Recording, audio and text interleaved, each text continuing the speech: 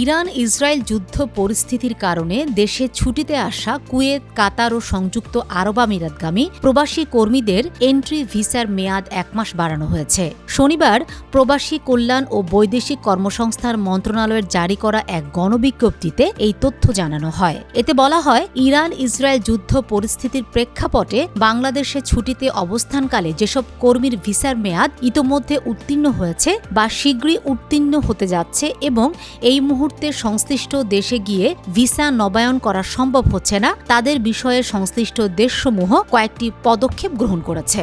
বিজ্ঞপ্তিতে বলা হয়, সৌদি আরব, কুয়েত, সংযুক্ত আরব আমিরাত, ওমান ও বাহরাইন থেকে বাংলাদেশে আসা কর্মীদের ভিসা নবায়নের জন্য সংশ্লিষ্ট কর্মী নিয়োগকর্তা, স্পন্সর বা কফিলের মাধ্যমে যোগাযোগ করতে হবে অথবা অনলাইনে আবেদন করতে হবে। এছাড়া কুয়েত, কাতার ও সংযুক্ত আরব আমিরাত সরকার ইতোমধ্যে যে সকল ভিসার মেয়াদ শেষ হয়েছে বা শেষ হওয়ার পথে এমন সকল এন্ট্রি ভিসার মেয়াদ ১ মাস বৃদ্ধি করেছে। মন্ত্রণালয় জানিয়েছে, সংশ্লিষ্ট প্রবাসী কর্মীদের অবগতি এবং প্রয়োজনীয় ব্যবস্থা গ্রহণের লক্ষ্যে এই গণবিজ্ঞপ্তি জারি করা হয়েছে।